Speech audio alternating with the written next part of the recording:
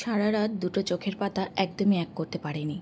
আজকে সকালবেলা ভোর এখন বাজে 5:30। এখন থেকে আমি আমার ভ্লগটা স্টার্ট করছি। তো কি হয়েছিল কালকে রাতে, হঠাৎ করে কেন আমি সারা রাত ঘুমোতে পারিনি, এতটা অসুস্থ হওয়ার কারণ কি, সবটাই তোমরা জানতে পারবে আজকের ব্লগটা দেখতে থাকো। তবে কি জানো তো, এই প্রেগনেন্সি জার্নিটা ভীষণ কঠিন। যতটা সুখময় ততটাই কঠিন। যার যেরকম পরিস্থিতি, শরীরের কন্ডিশন যেরকম, তার কাছে ঠিক সেরকম। তো সকালবেলা ঘুম থেকে উঠেই, ঘুম তো হয়নি সারা রাত, তারপরেও যেহেতু মেয়ের স্কুল স্টার্ট হয়ে গেছে, এখনও পর্যন্ত সামার ভ্যাকেশন পড়েনি, তার জন্য কিন্তু মেয়ের স্কুল এখন চলছে। আর মেয়ের স্কুল চললে মেয়েকে তো টিফিন করে দিতেই হবে। তো আমি এখানে মেয়েকে কিন্তু আলু দিয়ে আর পেঁয়াজ দিয়ে করে দিচ্ছি চাউমিন। আর এদিকে মামপুসোনা কিন্তু রেডি হয়ে গেছে, এবার আমার কাছে চুল বাঁধার জন্য দাঁড়িয়ে আছে। এদিকে মামপুসোনাকেও আমি কালকে সারা রাত একদম ঘুমোতে দিইনি। কি করব বলো, মেয়ে, আমি আর ওর পাপা একসাথেই ঘুমোই। তো আমি যেহেতু মিডিলে থাকি, আমার জন্য ওদের দুজনের কারোরই ঘুম হয় না, একদমই ঘুম হয় না। আমি সারা রাত এতটা পরিমাণে অসুস্থ ছিলাম, ভয়ঙ্কর একটা রাত গেছে কালকে আমার জীবনে, জানো তো। তো মেয়ে একদম ঘুমোতে পারছে না, বারবার আমি বাথরুম যাচ্ছি, সেই বমি হচ্ছে, পটি হচ্ছে, অনেক রকম প্রবলেম হচ্ছে, পাগুলো কামড়াচ্ছে, ঘুম একদম হচ্ছে না। তো একবার ওর পাপা যাচ্ছে, একবার ও যাচ্ছে, এই করে করে চলছে। এভাবেই কেটেছে কালকে রাতটা। তারপর সকালবেলা 5:30টার সময় উঠে গেছি, উঠে গিয়ে মেয়ের জন্য টিফিন বানালাম। মেয়ে তো স্কুলে চলে গেল। মেয়ে স্কুলে চলে যাওয়ার পরে এবার আমি আমার ঘরের কাজকর্মগুলো করে নেব। জানো তো, এমন একটা দিন যায়, সারা দিন ঘরটাও ঝাড় দিতে পারি না, এতটা অসুস্থ থাকি। কিন্তু সব দিন তো সব একরকম করলে চলবে না, যেহেতু একার সংসার, সবটা করতে হবে। আর সব থেকে বড় কথা যে সব সময় না দেখবে শুয়ে থাকতেও ভালো লাগে না, ইচ্ছাকৃত তো শুয়ে থাকা হয় না। আর এখন একটু উঠতে বসতে আমার ভীষণ প্রবলেম হয়, তার জন্য অনেকটা টাইমও লেগে যায়, জানো তো। আমার এই বিছানা তুলতে, এই ঘর ঝাড় দিতে, ঘর মোছার কথা তো ছেড়েই দাও, ঘর প্রায় মুছি না হচ্ছে 1 মাস হয়ে গেছে। যেটা সত্য কথা সেটা সত্যি কথা বলতে আমার শরীর আগে, তারপরে সব কিছু। মামপুর পাপা বলেই দিয়েছে, তোমার শরীর যতটা দেবে তুমি ততটুকু করবে, আর না দিলে না করবে। কাচাকুচি তো ছেড়েই দিয়েছি, কাচাকুচির ভার তোমাদের দাদা ভাইয়ের ওপর দিয়ে দিয়েছি। বাসন মাজাটাও ছেড়ে দিয়েছি প্রায় বলতে গেলে চলে, শুধু মাঝে মধ্যে দুপুরে বাসনটা মাজা হয়, কারণ বাসনটাও প্রায় ম্যাক্সিমাম আমার শাশুড়ি মা মেজে দেয়। দেখো, একসাথে থাকতে গেলে টুকুটুকি অনেক কিছুই হয়। আবার যখন শরীর খারাপ হয় বা এরকম পরিস্থিতিতে, যখনই হোক, যখনই বাড়িতে মানুষ থাকে, তখন যখন হেল্প করবে, এটা স্বাভাবিক বিষয়। তো আমার শাশুড়িও ব্যতিক্রম কিছু না, এখন ম্যাক্সিমাম কাজ করেও দেয়, মিথ্যে বলবো না। সবজি নিলে শাক পাতা কেটে দেয়া, ধোয়া বাছা, মাছ নিলে মাছের গন্ধ তো আমি এখনও সহ্য করতে পারি না, আর পারছি না কিছুতেই। এই নিয়ে তোমাদের দাদাভাইয়ের সাথে আমার ভীষণ পরিমাণে ঝামেলাও হয়ে যাচ্ছে। হ্যাঁ, তোমার এবার এত প্রবলেম হচ্ছে, মাছের গন্ধ এত মাস হতে চললো, এখনও পর্যন্ত তুমি বমি করছো, এখনও পর্যন্ত তুমি মাছের গন্ধ নিতে পারছো না। তোমাদের মামপুর বেলায় জানো তো আমার এই প্রবলেমগুলো হয়নি। মামপুসোনার বেলায় আমি 2 মাস টানা বমি করেছিলাম, তারপর থেকে ডক্টর দেখিয়ে মেডিসিন নেওয়ার পর থেকে আর কোনো না বমি না কিছু, আর না খাওয়াই অরুচি ছিল। মামপুর সময় আমি কিন্তু যা পেয়েছি তাই খেয়েছি। এইবারে যেন এটা খেতে পারছি না, এই গন্ধ সহ্য করতে পারছি না, ওই গন্ধ সহ্য করতে পারছি না। যদিও এটার কারণ হয়তো অনেকটা ডিস্টেন্স, প্রায় ধরো 12 বছরের কাছাকাছি, তারপর আমি ধরো বেবি প্ল্যানিং করেছি, তো এই জন্য হতে পারে। কিন্তু প্রচণ্ড ভুগছি এবারে, এতটা শরীর খারাপ যাবে ভাবতেই পারিনি যে প্রেগনেন্সিতে এত শরীর খারাপ যাবে। ওই জন্য কী হয় বলো তো, আমার যখন শরীর একটু ভালো লাগে, যেহেতু কাল সারা রাত ঘুমোয়নি, তো আজকে এখনও অবধি ঘুমাইনি, এই সকালবেলা সমস্ত কাজগুলো করে নেব। করে নেওয়ার পরে আমি কিন্তু স্নান করে আসব, এসে একটু রান্না করব হালকা পাতলা কিছু, তারপরে আমি জাস্ট ঘুমিয়ে যাব। আর আমার এখন নিচু হতে ভীষণ প্রবলেম হয়। আর জানো তো, এই একটা ঘরের মধ্যে সব কিছু, তো এখানে গুঁতো খাচ্ছি, ওখানে, সেদিন তো গুঁতো খেয়ে নোকটা উঠে পুরো রক্ত বেরিয়ে গেছে, জানো, এত গুঁতো খাচ্ছি, এখানে গুঁতো ওখানে গুঁতো এই করে খাচ্ছি।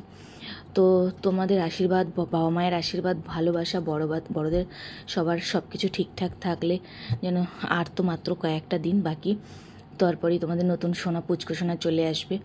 আর সেই জার্নিটা যেন আমি কমপ্লিট করতে পারি। এই দেখো, তোমরা দেখো আমি দরজাটাও ঠিকভাবে খুলতে পারি না। তো যাই হোক, এভাবেই দিনগুলো কাটছে। যেদিন পারি, শরীর একদম দেয় না, আমি মিথ্যে বলবো না, যেদিন পারি সেদিন কাজ করি, যেদিন পারি না করি না, পড়ে থাকে। কখনো মামপোষণা, এবার দেখো মামপোষণা তো খুব ছোট, সবসময় তো সব কাজ মামপোষণা পারে না করতে, তো যতটা পারে ও চেষ্টা করে আমাকে হেল্প করার। আর এই সব ভারী কাজ তো আর ও পারবে না করতে না। আর সব থেকে বড়ো কথা কি জানো তো, আমার নিজেরই খারাপ লাগে ওকে দিয়ে এসব কাজগুলো করাতে, যে বলবো যে বাবু তুই একটু বাসনটা মেজে দে, এটা আমার নিজের বিবেকের কাছে খুব লাগে। মাঝে মধ্যে তোমাদের দাদাভাই মেজে দেয়, ম্যাক্সিমাম আমার শাশুড়ি বাসন মাজে, মিথ্যে বলে লাভ নেই। আর তোমাদের দাদাভাই কাচাকুচির দায়িত্বটা পুরোটাই নিয়ে নিয়েছে, ও কাচাকুচিটা দুপুরবেলা যখন আসে তখন তোমাদের দাদাভাই করে। তোমাদের জন্য একটা দারুণ গুড নিউজ আছে, সেটা আমি নেক্সট ভিডিওতে শেয়ার করব, আজকে শেয়ার করব না, কারণ আমি যেহেতু এখন রেগুলার ভিডিও দিতে পারছি না, তো সেহেতু আমার একটু প্রবলেম হচ্ছে। আমি হয়তো 4 দিন 5 দিন ভেবেছিলাম একদমই টোটালি ব্লগ বন্ধ করে দেবো, কিন্তু কি বলো তো, তোমাদের সামনে আসার এমন একটা অভ্যেস হয়ে গেছে। আর জানো তো যে ইউটিউব আর্নিংটা এই মুহূর্তে কতটা দরকার। তো জানি যে যেটুকু ভিউজ হয় সেটুকুতে কিছুই হয় না, তবুও আজ না হোক কাল তো হবে, এরকম মানে আশায় বাঁচে চাষায়, এরকম একটা ব্যাপার। তো যাই হোক, এভাবেই সমস্ত দিনগুলো কেটে যায়। আর যখন মানে একদম শরীর ভালো লাগে না, একদমই যখন ভালো লাগে না, তখন শুধু নামমাত্র রান্না করে খেয়ে দিয়ে রেখে দিই। আর বাসন তো শাশুড়ি মা মেজে দেয় বললাম, তোমাদের দাদাভাই এসে টুকটাক করে, পরিষ্কার ধোয়া মোছা এগুলো পারে না করতে, ছেলে মানুষ। ওই জন্য আমি কী বলতো, আজকে আমার শরীরটা একটু ভালো লাগছিলো, যেহেতু রাতে ঘুম হয়নি, আর ঘুম না হলে শরীর ভালো লাগে না, তারপরেও মানে কী বলতো, মানে একটা চনমনে একটা ব্যাপার ছিল যে না করেই ফেলবো আজকে, এরকম একটা ব্যাপার, যে যা হয় হবে, শরীর তো আমার ভালো যায় না। যাই হোক, আজকে সব ধোয়া মোছা পরিষ্কার ক্লিন করবো পুরো রান্নাঘরটার, কারণ আবার কবে করতে পারবো তার কোনো ঠিক নেই। তো এদিকে জানো তো, ওই যে দেখেছো তো রান্নাঘরের বেসিনটা আমার কিন্তু ওখান থেকে জল পড়ে প্রচুর পরিমাণে, কারণ ওখানটা তো এখনও পর্যন্ত সেটিং করা হয়নি কিছু, শুধু জাস্ট সেই যে রাখা হয়েছিল সেই রাখাই ছিল। তো তার জন্য কী বলো তো, বাসন টাসন তুলে না জলগুলো ছিটকে ওই পাশ দিয়ে পড়ে। আর এদিকে আজকে আমি রান্নাঘরটা একটু ক্লিন করছি, কারণ পুরো বালি, কারণ নিচটা যেহেতু মেঝে করা নেই, তার জন্য বালিতে পুরো ভরে রয়েছে।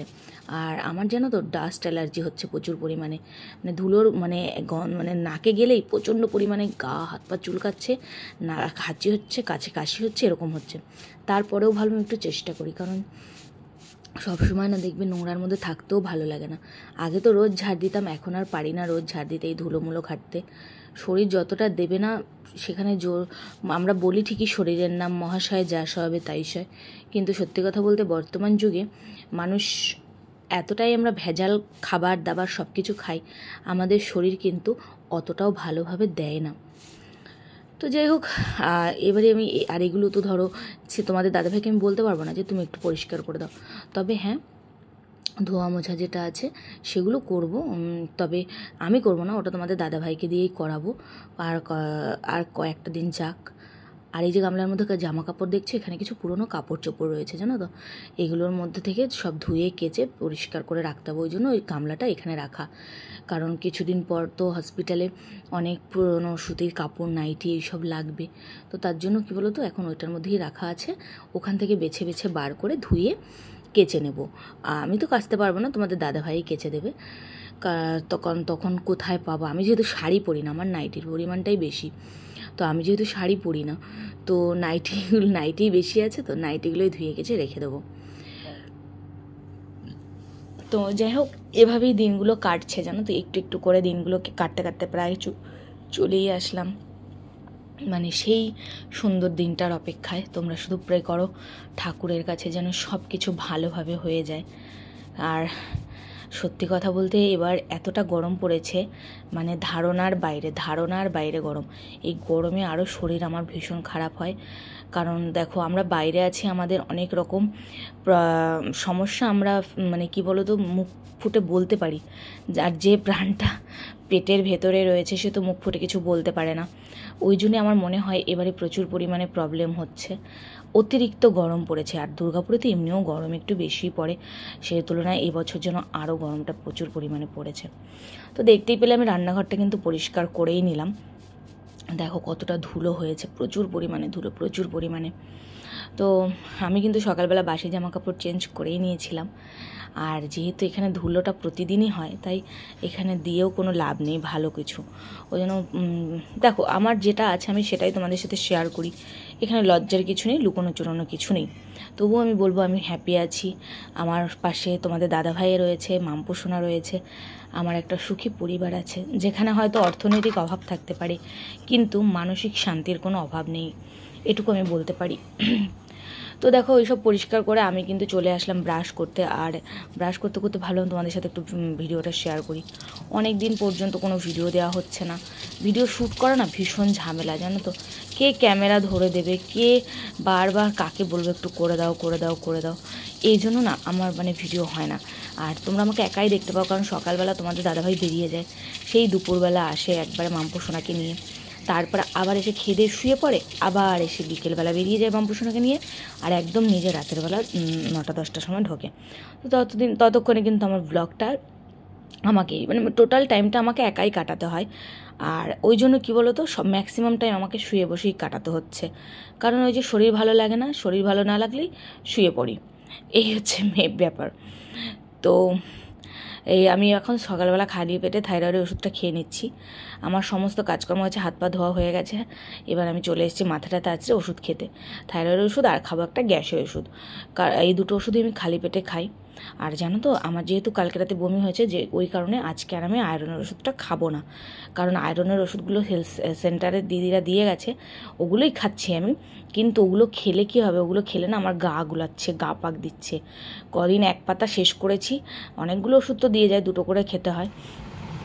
তো তোমরা দেখো ওষুধের পাহাড়টা দেখো আমার ঘরে, কত ওষুধ কত ওষুধ খাচ্ছি, মানে কোনো দিন খাওয়া হচ্ছে কোনো দিন খাওয়া হচ্ছে না। এটা হচ্ছে তার এইগুলো ক্যালসিয়াম, আর এখানে এই বড় লাল পাতাটাও ক্যালসিয়াম, আর ছোটো যেগুলো এগুলো আয়রন। এগুলো খাওয়া ভীষণ উপকার, কিন্তু আমি খেতে পারছি না, যেহেতু আমি কন্টিনিউ এখনও পর্যন্ত আমার গা গুলানি ব্যাপারটা রয়েছে, ওই জন্য আমি খেতেই পারছি না। কী করি বলো তো, আমাকে কেউ সাজেশন দিও তো, মানে কী অসুবিধায় পড়েছি বলো তো। এই দেখো মাম্পু সোনার ভাই, দেখতে পাচ্ছ, অনেকদিন পর দেখালাম না। মাম্পু সোনা এটাকে নিয়ে খেলে পুরো এর মানে ভাই ভাই করে পুরো খাইয়ে দাইয়ে পুরো গ্লেজটাই নষ্ট করে দিয়েছে ক্রিম মাখিয়ে। তো যাই হোক, সকালবেলা ওষুধ খেয়ে এবার প্রচণ্ড পরিমাণে খিদে পেয়ে গেছে। আর এখানে আমি খাবো হচ্ছে কলা আর মুড়ি, কারণ সকালবেলা চাউমিন মেয়ের জন্য করে দিয়েছি, সেখান থেকে কিছুটা রেখে দিয়েছি, কিন্তু সকালবেলা তেলে ভাজা খেতে একদম ভালো লাগছিল না, তার জন্য কলা আর মুড়িটা খেয়ে নেবো। খেয়ে নিয়ে চলে আসলাম রান্নায়। আর আজকে কি রান্না করবো জানো তো, আজকে রান্না করবো হচ্ছে আম ডাল, কারণ যা গরম পড়েছে এই গরমে তো আম ডাল না করলে মানে উপায় নেই। আমরা এবছর যেন প্রচুর নিম পাতা খেয়েছি, প্রচুর নিম পাতা খেয়েছি, তারপর আম ডাল খাচ্ছি, কারণ এই শরীরে যদি না খাই ওগুলো, তাহলে এমনি গরম, তার মধ্যে কিছুই খেতে ভালো লাগে না, ওগুলো একটু খেলে প্রাণটা শান্তি। তো আজকে এইসবই রান্না হবে। তো দেখো এখানে আমি চিংড়ি মাছটা ভাপা করবো, এখানে একটু আমের কুচি দিয়ে দিয়েছি, কারণ আমার টক টক লাগবে, বেশ ভালো লাগবে, মুখের মধ্যে পড়বে। আর চিংড়ি মাছটা দেখো, আমি তো কোনো মাছই খেতে পারি না, তো চিংড়ি মাছটা আমি একটু খেতে পারি, তার জন্য একটুখানি চিংড়ি মাছটা নিয়েছি, এটা ভাপা করব। চিংড়ি মাছ ভাপা খেতে কার না ভালো লাগে বলো তো। আর হচ্ছে টক ডাল, আর কালকে কিছু তরকারি আছে, আমি বাসি তরকারি খাই না, ওগুলো তোমাদের দাদাভাই আর মাম্পু সোনা খাবে। আমি একদম এই গরমে একদম বাসি টাসি খাই না, আমি যদি আলু সিদ্ধ হয় আমি আলু সিদ্ধ দিয়ে ভাত খেয়ে নিই, কারণ আমাকে বাসি খাওয়া একদমই বারণ। তো দেখো টক ডালটা দেখে শুকনো লঙ্কা সর্ষে ফোড়ন দিয়ে টক ডাল করেছি, টক ডালটা দেখেই প্রাণটা জুড়িয়ে যাচ্ছে, তাই না? এরকম পাতলা পাতলা টক ডাল আমরা প্রত্যেক দিনই ডাল হয়, কারণ আমরা ভাত খাওয়ার পরেও কি বলো তো ডালটা চুমুক দিয়ে খাই, বেশ শান্তি লাগে। আর এখানে হচ্ছে সর্ষে দিয়ে চিংড়ি মাছ ভাপা। তো এই হলো আজকের মেনু। চলো দেখা হচ্ছে একটু পরে। এখন বাজে বিকেল 5:30, আর আমি এই বিকেলবেলাতে এসে স্নান করেছি, কারণ শরীরটা খুব খারাপ, তো ঘুমিয়েছিলাম দুপুরবেলাতে। এখন স্নান করে উঠে একটুখানি ছাদে আসলাম হাঁটাহাঁটি করতে। মাম্পু সোনা টিউশনে গেছে, তোমাদের দাদাভাই গাড়ি নিয়ে বেরিয়ে গেছে। জানি কথার ভয়েসটা হয়তো আস্তে আস্তে শুনতে পাবে, কারণ আমার শরীরটা খুব একটা ভালো না। কাল সারা রাত বমি হয়েছে, আজকে সকালেও বমি হয়েছে, তো সেই জন্য কী বলো তো, আর সেই শরীর এনার্জি পাচ্ছি না, ভীষণই খারাপ লাগছে, ভীষণই। মাথায় প্রচুর পরিমাণে দুপুরবেলা তেল দিয়েছি, তো তেল দেওয়ার কারণে তেলটা রেখেছিলাম মাথাতে কিছুক্ষণ, যে কিছুক্ষণ থাক, আর ট্যাঙ্কির জল ওইটা গরম ছিল আর স্নান করতে যেতে পারিনি।